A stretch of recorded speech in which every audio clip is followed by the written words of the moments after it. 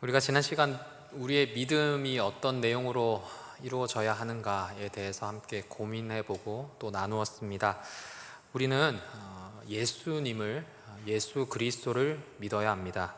예수님을 믿는다는 건 우리를 위해 흘리신 그 보혈과 또 보혈의 능력을 믿는 것을 말합니다. 우리가 믿는다라고 할 때 이 보혈의 능력은 우리를 새롭게 합니다. 우리에게 새 생명을 부여합니다. 보혈을 믿어서 새 생명을 받은 우리는 천국에 계시다가 하나님이 정하신 때에 이 땅 가운데 오셔서 다스리실 그 재림을 소망하고 믿는 것으로까지 이어집니다. 여기까지가 지난주 우리가 살펴보았던 무엇을 믿을까요? 라는 제목의 설교의 요약입니다. 오늘 우리는 믿음의 실천에 대해서 함께 생각해 보려고 합니다. 믿음의 실천, 믿는 바를 가지고 실천하는 것. 어떤 일에서건 무언가를 안다는 것과 행동은 긴밀하게 연결되어 있습니다. 수학 시간에 수학 공식을 배우면 개념을 배운 것에서 그치지 않고 이제 문제에 대입해서 문제를 풀어보아야 그 배운 내용, 지식이 완전히 내 것이 됩니다. 운동 방법을 습득한 후에는 운동 방법에 따라 운동을 해보아야 합니다. 이처럼 정보가 지식이 되고 이 지식은 곧 행동과 실천으로 연결되어야 그 모든 것들이 내 것이 되고 그리고 삶에서의 참 의미를 지니게 됩니다. 믿음도 다르지 않습니다. 믿음에 있어서도 실천이 굉장히 중요합니다. 믿음을 길이라고 비유해 본다면 실천은 이 길을 걷는 것이라 말할 수 있습니다. 우리가 예수님을 믿으면서 예수님이 어떤 분이신지를 알게 되었고 우리 인생에서 예수님이 어떤 분이신지를 이제 믿게 되었으니 그 예수님 믿는 인생을 살아가는 것, 실천하는 것이 곧 믿음의 길을 걷는 것이라 할 수 있습니다. 오늘 본문 말씀은 이 믿음의 실천을 아주 잘 보여주는 동시에 우리가 어떻게 믿음을 실천해야 할지 고민하게 만듭니다. 하나님께서 이스라엘 백성들을 애굽에서 가나안 땅으로 인도하겠다 결심하셨습니다. 이를 위해서 애굽에서 왕자로 살아가던 히브리 사람 모세를 부르셨습니다. 지도자 모세를 바로 앞에 세우셔서 백성들을 구원하고자 하십니다. 애굽 왕 바로는 하나님의 말씀을 거절했습니다.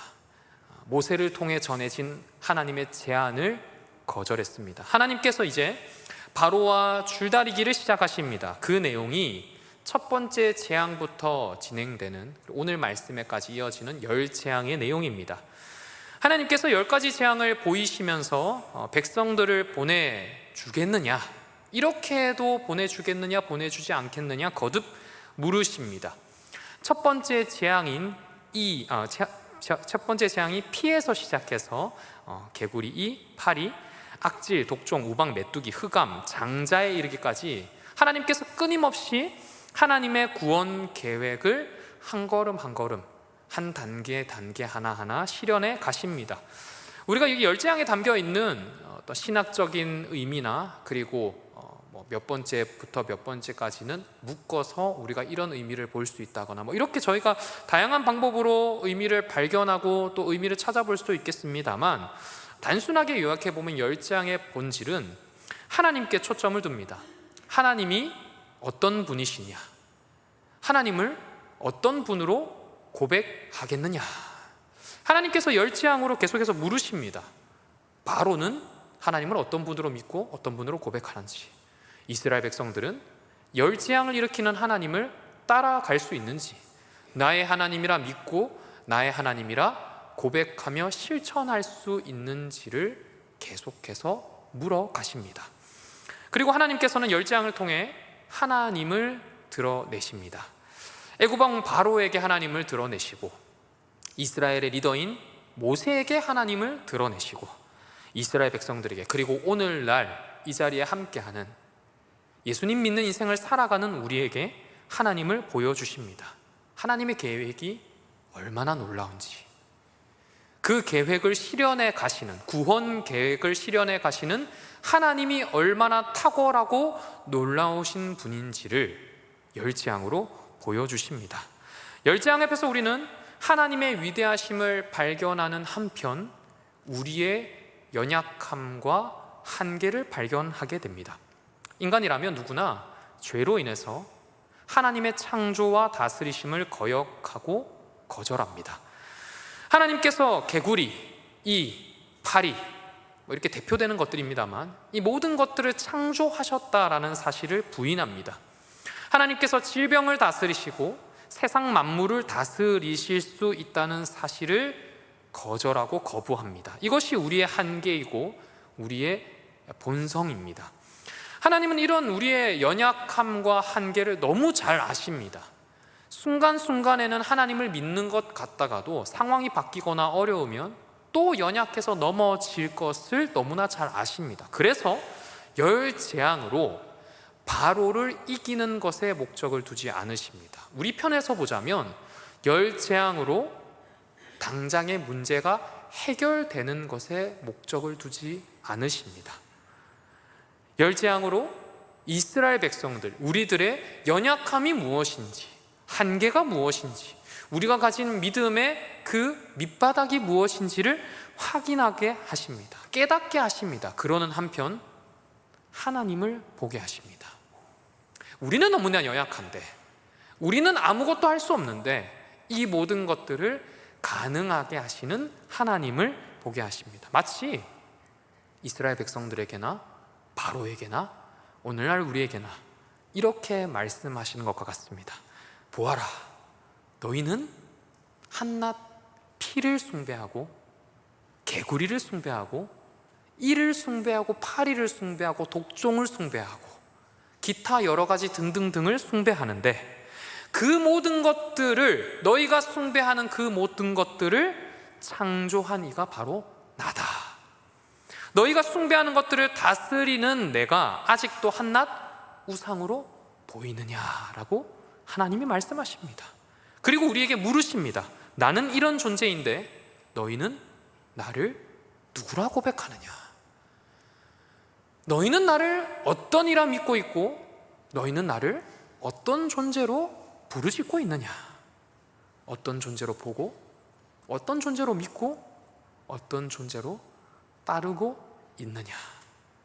우리가 지난주 말씀과 오늘 말씀으로 보자면 어떤 존재로 믿고 그리고 이제 실천하고 있느냐로 우리가 이어지는 것을 발견합니다. 이런 배경 위에서 열재앙 중에 가장 절정에 해당하는 장면, 대목이 바로 오늘 우리가 읽은 말씀의 10번째 재앙입니다.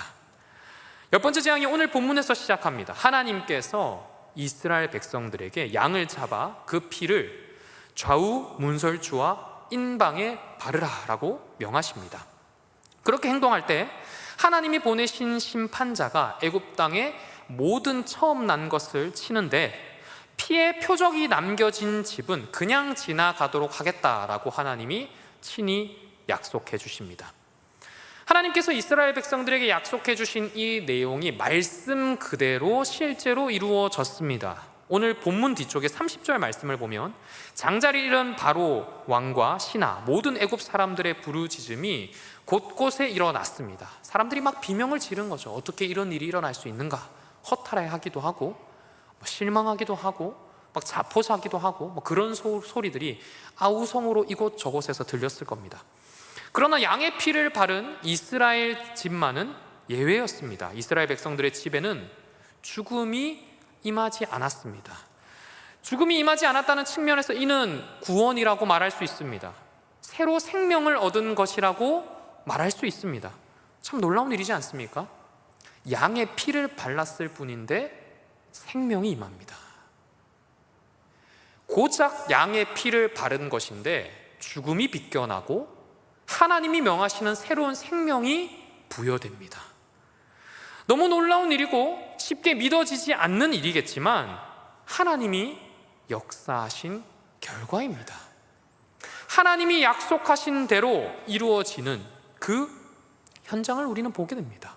사랑하는 성도님 여러분, 이것이 그리스도인이 가진 권세인 줄 믿습니다. 세상 사람들은 양의 피를 바르는 이 행동을 이해하지 못합니다. 세상 사람들은 양의 피를 발랐을 뿐인데 죽음이 비껴나가는 걸 보면서 우연의 우연이겠지라고 말합니다. 통계적으로 수치를 내고 다른 요인은 무엇인지 경찰을 부를 수도 있고 검사나 변호사를 부를 수도 있고 세상의 유명한 학자들을 불러서 이거를 증명해야 된다라고 말할 수도 있을지 모르겠지만 우리의 신앙은 그런 것으로 밝혀낼 수 없습니다. 하나님이 하나님의 백성에게 이루어 주시는 놀라운 일입니다. 그것이 바로 하나님이 행해 주시는 새 생명이요 우리에게 역사하시는 구원받은 백성의 참 은혜요 복입니다. 그러니 우리는 하나님을 믿어서 이 새 생명을 누려야 합니다. 하나님을 믿고 하나님 믿는 인생 가운데 이 땅을 살아가면서 새 생명을 경험하셔야 합니다. 우리 집에는 여전히 흑암이 있고 여전히 죽음이 있고 내 삶에는 여전히 사망 권세가 넘쳐나는 것만 같고 아니죠. 하나님을 믿으니 하나님의 권세로 우리가 새 생명을 누려야 됩니다. 여기서 우리는 중요한 질문을 던져보아야 합니다.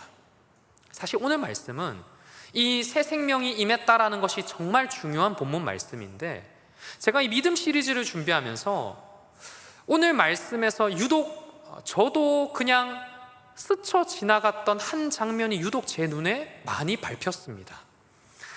한 가지 이 떠오른 질문의 내용이 저에게도 그리고 우리에게도 오늘 우리가 나누고자 하는 고민하고자 하는 실천의 내용과 그리고 실천의 결단을 찾는 그 걸음이 됩니다. 사랑하는 성도님 여러분, 10번째 재앙은 무슨 일 이후에 이루어졌을까요? 조금 더 이렇게 여쭤보고 싶습니다. 죽음의 권세가 비껴나가는 일은 무슨 일 이후에 이루어졌을까요? 피를 바른 일 이후에 이루어졌습니다. 피를 바른 일 이후에 10번째 재앙이 비껴갔습니다. 문 좌우 문설주와 임방에 피를 발라서 양의 피를 발라서 하나님이 명하신 방법대로 하나님이 명하신 그 곳에 피를 바르자 죽음이 비껴갔습니다. 하나님의 말씀에 따라 행동하고 하나님의 말씀에 실천한 것이 그 과정 중에 있었고 그 과정이 이루어지고 난 후에 하나님의 구원이 임했습니다. 이걸 우리는 오해해서는 안 됩니다. 큰 범위 안에서는 하나님이 구원을 이루어 가십니다. 하나님이 구원을 완성해 가십니다. 그런데 하나님이 우리를 어떻게 부르시냐면 그 구원 계획에 동참하는 사람, 그 구원 계획에 내가 수동적이고 아무것도 하지 않는 포기한 인생이 아니라 하나님이 부르시는 예배자로 하나님 아버지 앞에 믿음을 실천하는 사람으로서 살아가는 그 걸음 하나하나를 통해서 하나님의 구원을 이루어 가십니다. 그래서 우리의 선자리에서 실패자가 아니라 실패자인데도 다시금 양을 잡게 하시고 양의 피를 우리가 서 있는 좌우 문설주와 임방에 부르는 사람으로 다시금 부르시고 또 부르십니다. 저는 이 지점에서 저의 연약함이자 우리 모두의 연약함을 발견해 봅니다. 우리는 본성상 10번째 재앙이 비껴간 것에 아주 크게 열광합니다. 그렇지 않습니까? 야, 제발 저 죽음이 나만 비껴가면 좋겠는데, 제발 내 삶의 이 문제가 좀 나를 덜 힘들게 해주면 좋겠는데, 그래서 이 문제가 해결되는 것, 내가 바라던 것들이 이루어지는 것에 굉장히 큰 희열을 느끼고 큰 은혜를 느낍니다. 그러면서 우리가 소망하죠. 야, 그래, 하나님 믿으니까 우리도 재앙을 당하지 않을 거야, 하나님이 우리를 지켜주실 거야 라면서 담대함을 가집니다. 그런데 우리가 인생을 살아보면 시험이 안 찾아올까요? 하나님 믿으면 어려움이 안 찾아올까요? 찾아옵니다. 찾아오죠. 말 못할 문제가 찾아오고 고민이 찾아옵니다. 신앙의 어려움이 찾아옵니다. 죽음이 우리를 찾아옵니다. 그렇게 재앙이 우리를 찾아올 때에 재앙이 비껴가는 일에 열광하는 만큼 피를 바르는 일에 열광하고 피를 바르는 일, 하나님이 요구하시는 믿음의 실천에 우리가 그만큼 열심을 내느냐 물으면 답하기 쉽지 않습니다. 시간을 돌리셔서 그 자리에 서서 그 장면을 마주해 보셔야 됩니다. 실천의 결과가 무엇인지 알아도 우리는 실천하기 쉽지 않은 그런 존재입니다. 야, 이거 실천하면 이런 일이 있겠지 하는 걸 남들 거를 봐도 막상 그게 내 문제가 되면 잘 실천 못합니다. 때로는 하나님께 베팅을 하죠. 하나님, 더 큰 거 보여주시면 제가 실천해 보겠습니다. 하나님, 더 놀라운 거 보여주시면 제가 그때는 순종할 수 있겠습니다. 과연 그럴까요? 그렇다고 말하기 힘듭니다. 그렇게 오늘 말씀은 우리에게 실천에 대한 깊은 고민을 던져줍니다. 우리가 이스라엘 백성들과 같은 상황이라면 고민 없이 실천할 수 있을까? 피를 발라야 한다는 말씀 하나만으로 납득하고 설득되어서 실천할 수 있을까? 스스로 이 질문에 대한 답을 내리고 그 답이 우리 삶의 실천으로 나타나야 됩니다. 문제는 이 실천이 생각보다 어렵다는 데 있습니다. 오늘 말씀도 믿음의 실천이 얼마나 어렵고 힘든지 몇 가지 단서를 제공해 줍니다. 먼저 오늘 말씀이 주어진 이 시기부터가 쉽지 않습니다. 양을 잡아 문설주에 피를 바르라는 오늘 말씀은 열재앙이 실제로 이루어지기 전에 일어났습니다. 주어졌습니다. 애굽 백성들에게 이 재앙이 임할 때, 다시 말해서 이스라엘 백성들이 애굽 백성들이 재앙 당하는 걸 눈으로 확인한 다음에 실천을 요구하신 게 아닙니다. 이스라엘 백성들도 어떤 일이 일어날지 모릅니다. 그런데 하나님이 원하시는 믿음의 실천을 보십시오. 하나님이 원하시는 믿음의 실천은 확인하고 행하는 실천이 아닙니다. 그러니 쉽지 않지만 역설적으로 하나님은 확인한 믿음의 실천을 원하시는 게 아닙니다. 아브라함이 이삭을 바칠 때 이삭을 잡으려고 하는 순간에 저 산 너머에서 아들을 대신할 제물이 껑충껑충 뛰어 올라온다는 걸 확인하고 아들을 잡은 게 아니죠. 그게 바로 믿음으로 실천하는 행동입니다. 내가 이거는 내어드릴 수 있는데 이것만큼은 못 내어드리겠습니다 하면서 하는 게 아니라, 이거 확인해야지만 내어드릴 수 있습니다 하는 게 아니라, 확인하지 않아도 내어드리는 믿음, 확인하지 않아도 실천할 수 있는 믿음. 여기서 한 가지 더 우리의 실천을 어렵게 만드는 게 있습니다. 앞선 재앙과의 차이점 또한 실천하는 데 있어서 굉장히 큰 어려움이었습니다. 이전 9가지 재앙에서는 하나님이 이스라엘 백성들에게 크게 요구하신 게 없었습니다. 그런데 10번째 재앙에서 하나님이 갑자기 양을 잡고 피를 바르라 요구하셨습니다. 우리 인생이란 게 그렇죠. 관성의 법칙이 있어서 이전까지 5개, 6개, 4개, 5개, 6개, 4개 정도 실천하다가 갑자기 한 20개 해봐라 라고 하면 어떻습니까? 숨이 턱 막힙니다. 이전에 하나님이 100원, 200원, 300원 요구하시다가 하나님이 100만 원 내놔라 이러면 막 손이 덜덜 떨리죠. 막. 그게 우리 믿음입니다. 그게 우리의 현 주소입니다. 근데 하나님이 어떻게 요구하시냐면, 우리 믿음의 그릇을 넓혀 가시고 우리들이 할 수 없는 것이 곧 우리의 연약함을 깨닫게 하시는 한편 이루시는 하나님을 보면서 실천하게 하십니다. 막상 삶을 살아가면은 하지 못할 이유가 너무 많고 믿음의 실천을 하지 못할 우리의 변명거리들이 너무나 많겠지만, 그럼에도 불구하고 하나님은 지금 당장 서 있는 그 자리에서 믿음을 실천하라라고 요구하십니다. 하나님을 생각할 여유도 없는 때에 하나님을 바라보며 믿음을 실천하기를 원하십니다. 그렇다 보니까 우리가 하는 최선의 선택이 뭐냐면, 최선의 실천이 이겁니다. 바로 하나님께 질문하는 겁니다. 제가 고상하게 적어서 그렇지 이제 기도를 아주 세게 하신 분들은 아실 겁니다. 하나님께 질문하는 것 정도 될까요? 안 되죠. 절규합니다. 하나님께 따지기 시작합니다.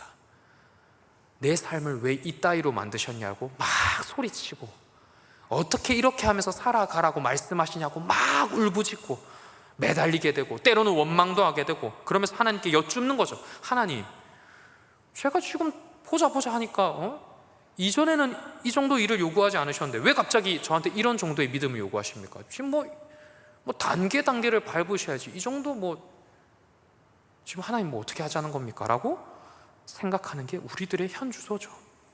그러나 우리가 이르러야 할 지점은 질문과 따지는 데 있지 않습니다.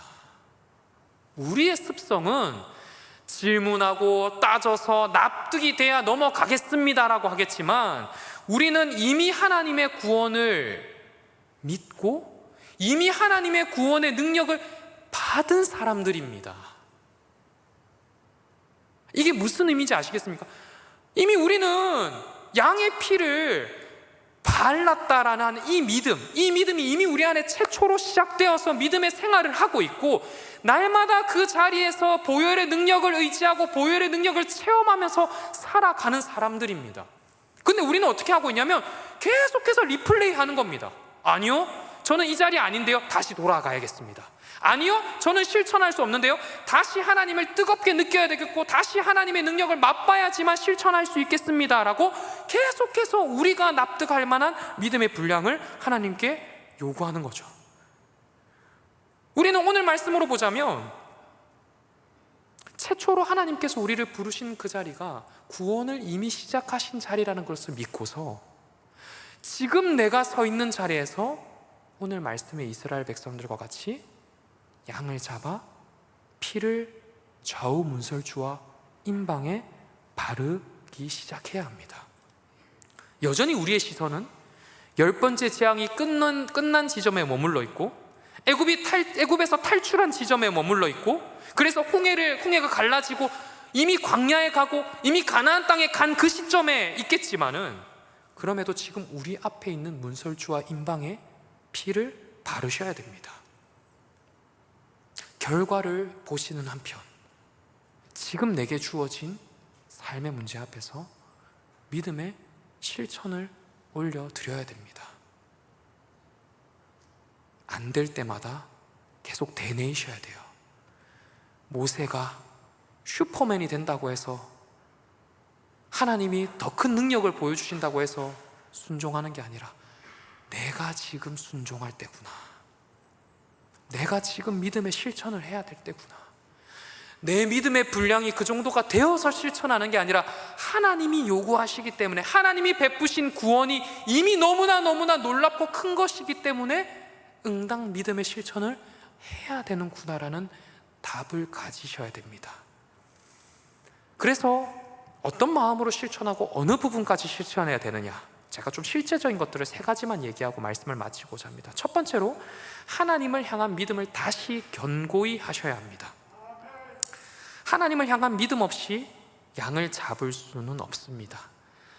하나님이 어떤 분이신지 바른 고백이 있을 때 하나님이 명하신 양을 잡을 수 있습니다. 마치 우리가 부모님의 손을 잡고 가면 부모님이 아들아, 딸아, 가자라고 할 때 어디 가는지 몰라도 부모님 손 잡고는 갈 수 있잖아요. 부모님이 어떤 분인지 아니까요. 마찬가지로 우리가 하나님의 손을 붙잡고 인생을 걸어간다면 그 하나님을 알고서 같이 걸어가셔야 됩니다. 하나님이 내가 의지할 분이시고, 내 믿음은 아니지만 하나님이 의지할 분이시기 때문에 그 하나님을 따라갈 수 있겠구나라는 믿음의 답이 있으셔야 됩니다. 구체적으로는 하나님이 모든 것을 다스리시는 분이심을 믿을 때 우리는 양을 잡을 수 있습니다. 하나님이 우리의 구원자 되심을 믿을 때에 우리 인생을 하나님께 내어 맡기고 문설주에 피를 바를 수 있습니다. 이 믿음이 우리 안에 있어야 하나님께 소망을 두고 실천할 수 있습니다. 아무 의미 없어 보이는 양을 잡는 일이 하나님이 행하신 일이라는 것을 믿고 실천할 수 있습니다. 아멘. 이 첫 번째가 잘 됐다면 이제 실제적으로 실천해야 됩니다. 두 번째로, 믿는 내용대로 실천하셔야 됩니다. 하나님이 구원자 되심을 믿으셔서 실천하셔야 합니다. 제가 우리 성도님들께 좀 죄송한 말씀을 드려야 할 것 같습니다. 이 내용이 저에게도 그렇지만은 특히 우리 성도님들께서도 좀 불편함을 느끼실 만한 내용이기 때문에 더 그렇습니다. 우리 신앙은 실천 없이 이루어지지 않습니다. 너무 잘 아는 내용이죠. 근데요, 우리가 너무 이 사실을 가볍게 여기고 그냥 지나칠 때가 많은 것 같습니다. 사랑하는 성도님 여러분, 우리 신앙은, 우리 믿음은 실천 없이 이루어지지 않습니다. 그냥 나는 단순히 하나님 믿고 있는데 이걸로 우리 신앙이 하나님이 원하시는 그 단계까지 달려갈 수 없습니다. 오늘 말씀에 맞추어 적용해 보자면, 이전까지 요구하지 않으신 일이라고 해도 지금 우리 마음에 감동 주시는 것이 있다면 실천하셔야 됩니다. 뭔가 눈에 밟히는 게 있으십니까? 마음이 쓰이는 곳이 있으십니까? 그곳이 하나님께서 우리를 부르셔서 양을 잡고 양의 피를 문설주와 임방에 바르도록 부르신 자리인 줄 믿습니다. 하나님께서 계속 감동을 주시면, 하나님께서 계속 내 마음에 찔림을 주시면, 하나님께서 계속 내 마음에 그 보게 하시는 곳이 있다면 그곳을 가셔야 됩니다. 그게 하나님 믿는 사람과 하나님 믿지 않는 사람의 가장 큰 차이죠. 성령님이 우리 안에 계셔서 계속 쿡쿡 찌르는 겁니다. 알려주시는 겁니다. 우리의 인생의 나침반이 되셔서 보여주시는 겁니다. 저길 봐. 가서 실천해야 돼. 가서 내가 감동을 주는 대로 그곳에서 양을 잡고 양의 피를 문설주와 임방에 발라야 돼. 누군가 그렇게 말씀합니다. 아이고 목사님, 그런 일은 저한테 맞지 않습니다. 아이고 목사님, 저는 이제 지쳤습니다. 아이고 목사님, 저는 신앙의 연륜이나 제 육체의 나이나 이제는 못합니다. 힘드실 수 있습니다. 근데 제가 정말 조심스럽게 말씀드리면, 우리가 출애굽하는 현장에 있다고 생각해 봤을 때 이제 10번째 재앙이 임하기 1시간 전에 막 우리 손주들이 막 뛰쳐와서 막 우리 장로님들께나 우리 성도님들께 할아버지, 할머니, 빨리 양 잡아서 빨리 피를 문설주와 임방에 발라야 돼요 하는데 나는 힘들어서 못하겠어. 그 어떻게 그렇게 할 수 있겠습니까? 그 순간에는 내 나이가 이유가 될 수 없죠. 그 순간에는 내가 얼마나 지쳐 있는지가, 그 순간에는 내가 말할 수 있는 여러 가지 변명거리들이 이유가 될 수 없습니다. 출애굽 하셔야죠. 가나안 땅을 향해 가셔야죠. 근데 어떻게 내가 힘든 것이 이유가 될 수 있겠습니까?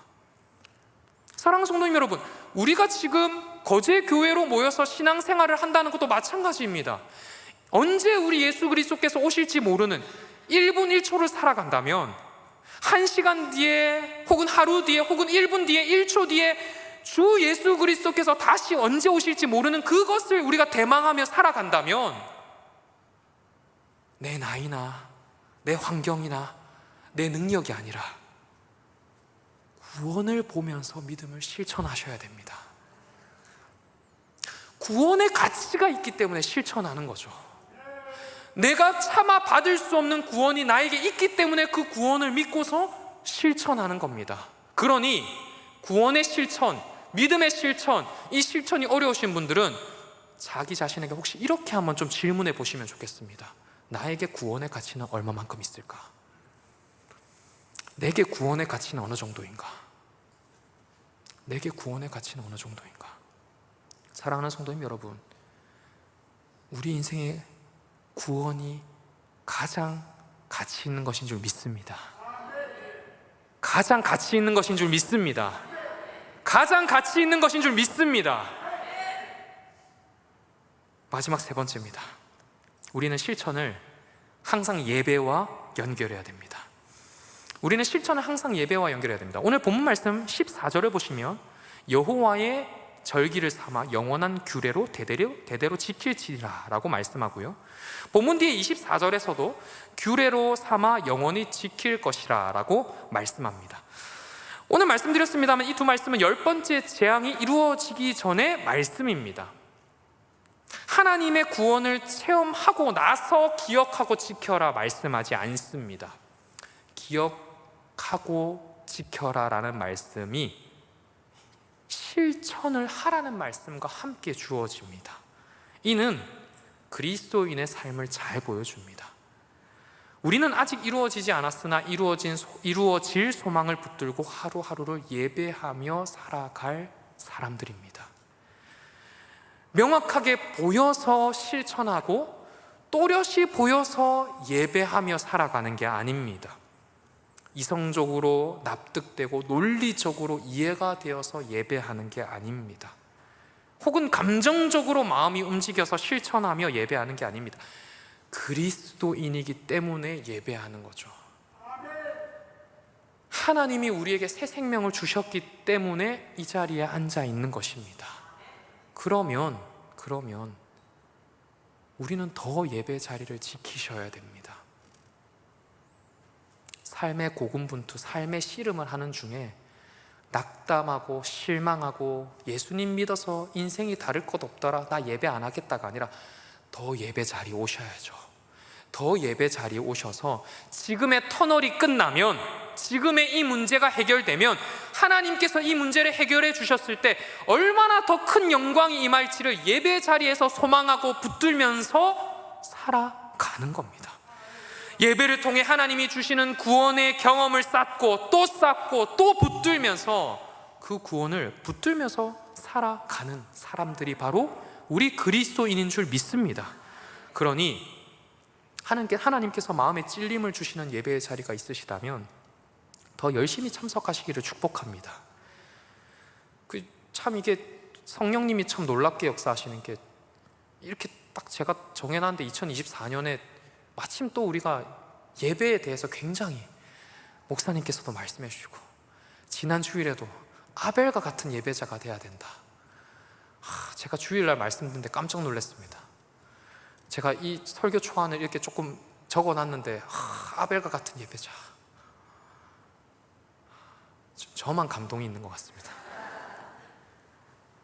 우리가 그런 예배자가 돼야죠.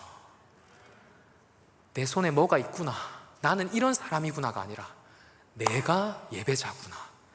사랑하는 성도님 여러분, 저는 우리 교회가 하나님을 잘 믿었으면 좋겠습니다. 생각이나 말에서 그치는 게 아니라 그 믿음이 삶에서 실천으로 드러났으면 좋겠습니다.